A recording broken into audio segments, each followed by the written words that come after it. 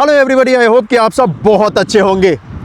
स्वागत है आपका इंडिया के सबसे बड़े बनाए जाने वाले एक्सप्रेसवे पे। और ये है दिल्ली मुंबई एक्सप्रेसवे का हरियाणा का सबसे बड़ा इंटरचेंज, या फिर कहें तो इस पूरे दिल्ली मुंबई एक्सप्रेसवे पे one of the biggest interchange होने वाला है ये। और वो इसलिए क्योंकि इस जगह पर दो रूट आके मिलता है। इस जगह पर इंटरचेंज होने वाला है। अगर आप इस केएमपी एक्सप्रेसवे के जरिए आते हैं, यानी कि कुंडली मानेसर पलवल एक्सप्रेसवे के जरिए आते हैं, तो इस पे कनेक्ट हो सकते हैं। दूसरा, जो कि दिल्ली के डीएनडी से स्टार्ट हो रहा है जो अलाइनमेंट इसी दिल्ली मुंबई एक्सप्रेसवे का, वो भी यहीं पे आके कनेक्ट होने वाला है। और इसीलिए मैंने आपसे कहा है कि इस पूरे दिल्ली मुंबई एक्सप्रेसवे के सबसे बिजी अलाइनमेंट में से एक होने वाला है ये केएमपी एक्सप्रेसवे के ऊपर ये जो बनाया जा रहा है। और इस जगह पर अगर आप देखेंगे तो यहाँ पर पिलर्स तो बना दिए गए हैं दोस्तों, और इनफैक्ट पिलर कैप का भी काम कर दिया गया है। इस तरफ से दिल्ली का जो अलाइनमेंट है वो आने वाला है, इसी मेन अलाइनमेंट पे आके कनेक्ट होगा इस जगह पर। इस जगह पर जो कंपनी काम कर रही है वो है दोस्तों एप्को, और एप्को कंपनी द्वारा ही इस इंटरचेंज को भी बनाया जा रहा है। जैसा कि मैंने आपसे कहा, बहुत ही बिजी होने वाला है। अगर उत्तर प्रदेश से भी कोई आता है, पंजाब से भी कोई आता है, या फिर दिल्ली से भी आता है, तो इसी जगह पर कनेक्ट होने वाला है इस दिल्ली मुंबई एक्सप्रेसवे के अलाइनमेंट को। और इंडिया का सबसे बड़ा और सबसे आधुनिक एक्सप्रेसवे होने वाला है ये दिल्ली मुंबई एक्सप्रेसवे। और इस एक्सप्रेसवे को देखना और इस एक्सप्रेसवे पे अपडेट देना मेरे लिए गर्व की बात है। बात कर लेते हैं कि क्या है ये दिल्ली मुंबई एक्सप्रेसवे। दिल्ली मुंबई एक्सप्रेसवे 90,000 करोड़ की लागत से बनाया जा रहा है। प्रोजेक्ट की लंबाई की मैं बात करूं तो वो है 1380 किलोमीटर लंबा। इसका जो पहला फेज है हरियाणा के सोहना से लेकर राजस्थान के दौसा तक का, वो 2022 तक स्टार्ट हो जाएगा, यानी कि इसी साल तक। पूरा एक्सप्रेसवे बनकर तैयार होगा 2023 में। जो जेवर एयरपोर्ट बनाया जा रहा है उसको भी इससे कनेक्ट किया जाएगा इस दिल्ली मुंबई एक्सप्रेसवे से। जी हाँ, एक्सप्रेसवे होकर गुजरने वाला है economic hub like Jaipur, Kishangarh, Ajmer, Kota, Chittorgarh, Udaipur, Bhopal, Ujjain, Indore, Ahmedabad, Vadodara and Surat से होता हुआ ये गुजरेगा। ये होकर जाएगा दिल्ली, हरियाणा, राजस्थान, मध्य प्रदेश, गुजरात और महाराष्ट्र, और हाँ, उत्तर प्रदेश भी इसमें ऐड हो चुका है। अब इसके की फीचर्स जो है उसके बारे में मैं आपको बताता हूँ। 12 लेन का ये पूरा एक्सप्रेसवे होने वाला है। वैसे फिलहाल जो बनाया जा रहा है वो 8 लेन का बनाया जा रहा है। अगर भविष्य में ट्रैफिक का मूवमेंट ज्यादा होता है तो इसे 12 लेन तक का भी किया जा सकता है। इस पे वे साइड एमिनिटीज भी आपको देखने को मिलेगा, जैसे कि resort, restaurant, food court, fuel station, logistic park से लेकर ट्रक और बड़ी बड़ी गाड़ी लगाने के लिए जगह भी आपको देखने को मिलेगा, जो कि इस पे दिया जाएगा। 20 लाख के आसपास इस पे पेड़ पौधे लगाए जाएंगे। ये एक्सप्रेसवे एशिया का पहला और वर्ल्ड का दूसरा इस पे एनिमल ओवरपास बनाया जाएगा, ताकि जो जंगली जानवर है उनके मूवमेंट को ये किसी भी प्रकार से डिस्टर्ब न कर सके। इसमें 2 8 लेन के टनल बनाए जाएंगे, यानी कि सुरंग बनाए जाएंगे, और दोनों 4 किलोमीटर लंबा तकरीबन होने वाला है। और ये इसलिए बनाया जा रहा है ताकि जो जानवर है उनको डिस्टर्ब न किया जा सके। इस एक्सप्रेसवे की मदद से फ्यूल की भी अच्छी खासी सेविंग होगी। इससे जो CO2 है उसको भी कम करने में मदद मिलेगा। 850 मिलियन केजी CO2 कम होगा इसके बनने के बाद, जो कि इक्वल है 40 लाख पेड़ लगाने के। 12 लाख टन से भी ज्यादा स्टील की मदद से इस एक्सप्रेसवे का निर्माण किया जा रहा है। पूरे इंडिया में जो यूज होता है उसका 2% सीमेंट तो इसी प्रोजेक्ट के ऊपर यूज किया गया है, और तकरीबन 50 लाख मैंडे के आसपास ये रोजगार भी पैदा करने वाला है। तो ये तो था इस प्रोजेक्ट की डिटेल। चलिए और भी आगे चलते हैं और देखते हैं कि और इस पे क्या कुछ किया जा रहा है।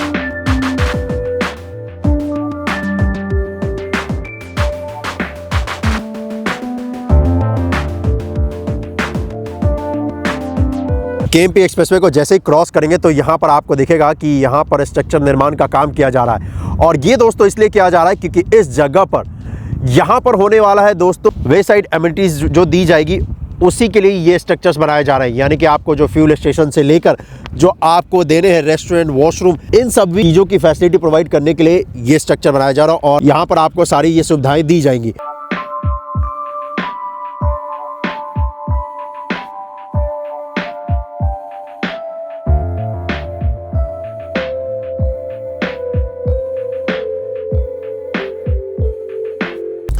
इस जगह पर आपको दो पार्ट देखने को मिलेगा। एक यहाँ पर ये मेन लाइन जा रही है जो कि आगे की तरफ जाएगा, इस तरफ जाएंगे जिधर हम और आप जा रहे हैं तो सोना जा सकते हैं। यहाँ पर आपको एक लाइन और दिखेगी, ये है इंटरचेंज के लिए। तो ये है अगर आप सोना की तरफ से आते हैं और आपको एग्जिट लेना है और जाना है दिल्ली की तरफ, तो आप यहाँ से एग्जिट लेते हुए और जो दिल्ली का जो अलाइनमेंट है जो कि वाया फरीदाबाद बल्लभगढ़ होते हुए जाएगा उस पर कनेक्ट हो सकते हैं। और इसी के लिए ये स्ट्रक्चर बनाया जा रहा है।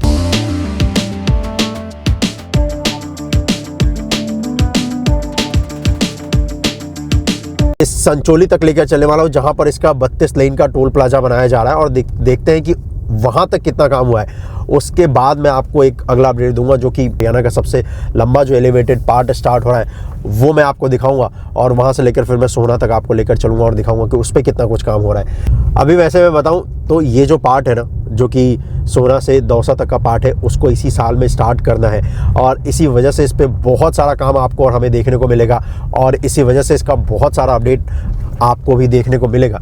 क्योंकि काम इतना सारा किया जा रहा है तो मेरा फ़र्ज़ बनता है कि आपको इसके अपडेट देता रहूं, क्योंकि ज़्यादा टाइम है नहीं अब इसे कंप्लीट होने में। जी हाँ, इसी साल तक ये कंप्लीट हो जाएगा। आप सोच रहे होंगे कि ये कैसे मुमकिन है, क्योंकि अभी तो इस पर लग रहा है कि बहुत सारा काम है। तो इसलिए हर अपडेट को देखते रहिएगा, आपको खुद ही पता चल जाएगा कि कैसे ये मुमकिन हो पाया है। क्योंकि आप ये मौका बिल्कुल भी नहीं छोड़ सकते इस देश के सबसे बड़े बनाए जाने वाले एक्सप्रेसवे को बनते हुए देखने का, और आप ये मौका कभी नहीं छोड़ना चाहेंगे जहां पर इतिहास बनाया जा रहा है।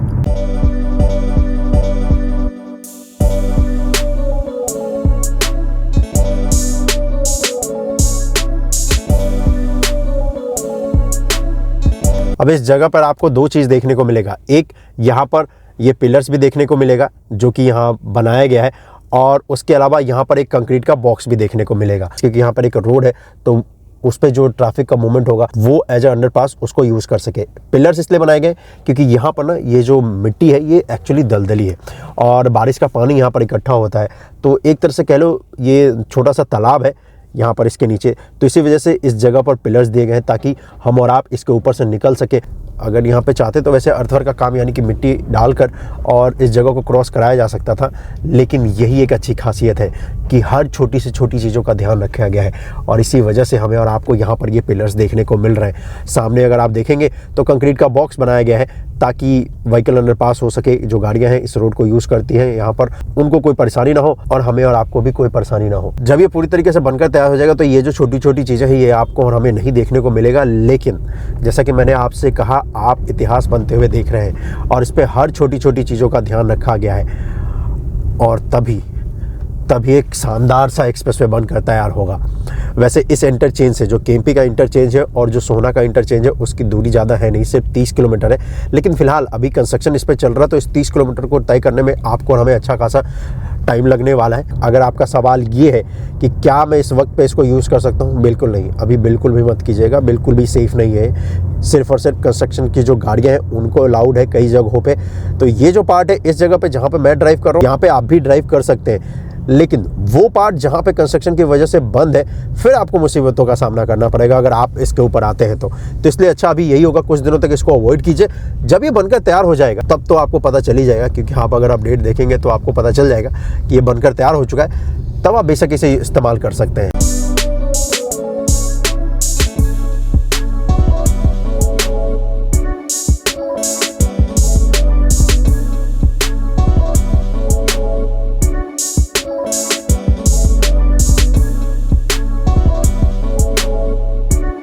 इस जगह पर भी एलिवेटेड पार्ट बनाया गया है और यहाँ पर एलिवेटेड पार्ट इसलिए बनाया गया क्योंकि यहाँ पर इस जगह पर है नहर और उसी नहर को क्रॉस कराने के लिए यहाँ पर एलिवेटेड पार्ट बनाया गया है। और इनफैक्ट अगर आप देखेंगे तो ये बनकर तो तैयार हो चुका है। अभी फ़िलहाल यहाँ पर ये जो वॉल सेटअप करना है इसका काम किया जा रहा है, क्योंकि इसी वॉल की मदद से ना इसको सपोर्ट दिया जाएगा। ये सिर्फ और सिर्फ आपको 2 पिलर दिखेगा, इन पिलरों को आपस में कनेक्ट भी कर दिया गया है और इसके नीचे से जो नहर है वो गुजरने वाला है। तो अभी तो फ़िलहाल इसको डाइवर्ट कर दिया गया है, बहुत ही छोटा है, इस वक्त तो पानी भी नहीं है, लेकिन जैसे ये हिस्सा बनकर तैयार हो जाएगा तो इसके नीचे की जो मिट्टी है इन सभी को निकाल दिया जाएगा यहाँ से, ताकि ये जो नहर है ये आसानी के साथ आगे की तरफ जा सके। तो इसका जो फ्लोर है ना इसको भी तैयार कर दिया गया है। अब सिर्फ और सिर्फ यहाँ पर अर्थवर्क का काम किया जाएगा और ईस्ट साइड 4 लेन का ब्लैक टॉप का काम किया जाएगा। आपको यहाँ पर ज़्यादा हाइट तक तो पिलर्स नहीं दिखने वाला है, आपको सिर्फ फाउंडेशन दिखेगा और उसी फाउंडेशन के ऊपर ये जो सेगमेंट है इनको डाला गया है। तो पिलर्स जो आपको दिखेंगे वो एक्चुअली यहाँ पे पिलर्स तो है नहीं, पिलर्स ज़मीन के अंदर ही है, बस फाउंडेशन तैयार किया है पिलर का और उसी के ऊपर यहाँ पर सेगमेंट डाल दिया गया है। अभी ये जो सेगमेंट डाला गया है इसके प्लेटफॉर्म का काम किया जा रहा है ताकि इसके ऊपर ब्लैक टॉप का काम किया जा सके। और अगर आप देखेंगे, जैसा कि मैंने आपसे कहा, ज़मीन से ज़्यादा इसकी हाइट है नहीं, बहुत ही कम हाइट है ज़मीन से, और वो सिर्फ और सिर्फ इसलिए ताकि ये जो तालाब है इसको बचाया जा सके, इसको कोई नुकसान ना हो।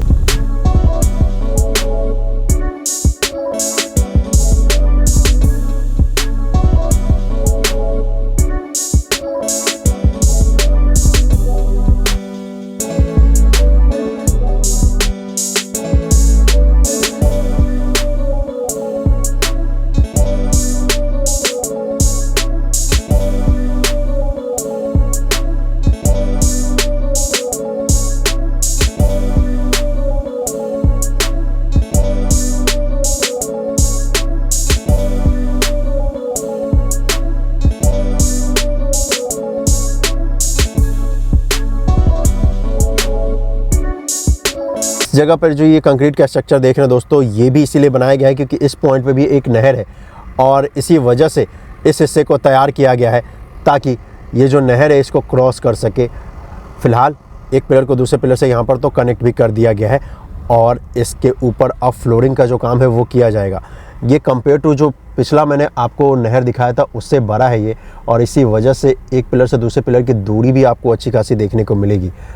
अभी ये तो बहुत छोटा है इस जगह पर, लेकिन अगर ये नहर भविष्य में और भी बड़ा होता है तो बड़े आसानी के साथ किया जा सकता है। और जैसे इसके आगे चलेंगे तो हमें और आपको देखने को मिलेगा जो कि अर्थवर्क का काम किया गया है, और साथ ही साथ हमें और आपको ब्लैक टॉप का भी काम देखने को मिलेगा। जी हाँ, तो ये यहाँ पर ब्लैक टॉप का भी काम कर दिया गया है। फाइनल इस पर जो ब्लैक टॉप का जो लेयर डालना है उसका काम अभी नहीं हुआ है, उसका काम इस जगह पर किया जाएगा। और आपको इस पे मिट्टी इसलिए अच्छी खासी इस पे देखने को मिल रही है क्योंकि अभी भी कंस्ट्रक्शन चल रहा है, इसी वजह से आपको इसके ऊपर मिट्टी देखने को मिल रहा है। जब ये काम पूरी तरीके से कंप्लीट हो जाएगा तो इन सभी मिट्टियों को यहाँ से हटाया जाएगा। जी हाँ, और वो हटाया जाएगा एक मशीन की मदद से, वो भी मैं आपको दिखाऊँगा जब वो काम किया जाएगा। तो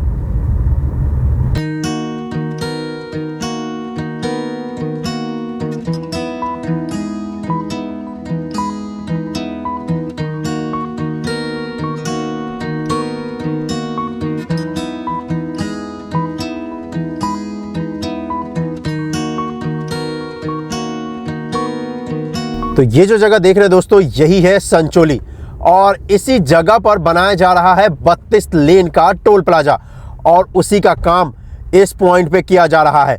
जी हाँ, और आगे अगर आप देखेंगे तो आगे हमें और आपको दिखेगा कि इस जगह पर कंक्रीट के स्ट्रक्चर बनाने का काम किया जा रहा है, और साथ ही साथ टोल प्लाजा के निर्माण का भी काम किया जा रहा है, क्योंकि टोल प्लाजा बहुत ही बड़ा और विशाल होने वाला है। इसके बाद एलिवेटेड पार्ट स्टार्ट होगा और फिर जो वेस्टर्न डेडिकेटेड फ्रेट कॉरिडोर है उसको क्रॉस करेगा ये दिल्ली मुंबई एक्सप्रेस पे, उसका भी काम यहाँ पर किया जाना है और उस पर भी काम किया जा रहा है। उसका भी अपडेट आएगा, उसका जो अपडेट है आप देखना बिल्कुल मत भूलिएगा कि किस तरीके से ये जो वेस्टर्न डेडिकेटेड फ्रेट कॉरिडोर है उसको क्रॉस कर रहा है।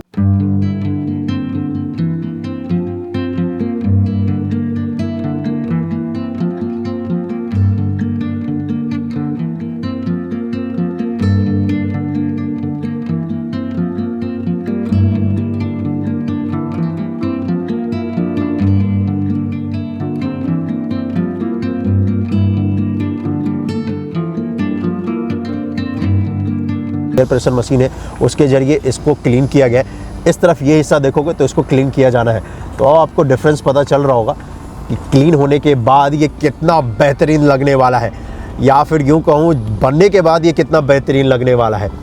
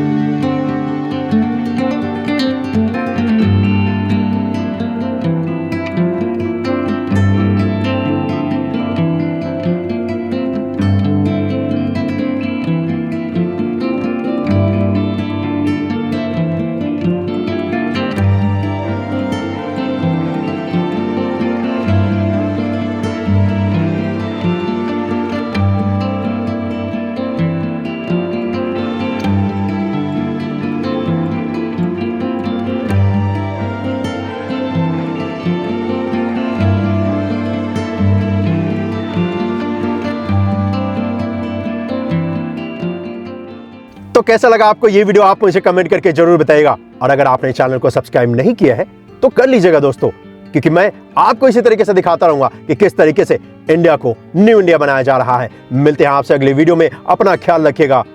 जय हिंद। और हाँ, इस वीडियो को ज्यादा से ज्यादा शेयर कीजिएगा और अपना बहुत ज्यादा ख्याल रखिएगा। मिलते हैं आपसे अगले वीडियो में, तब तक के लिए बाय बाय।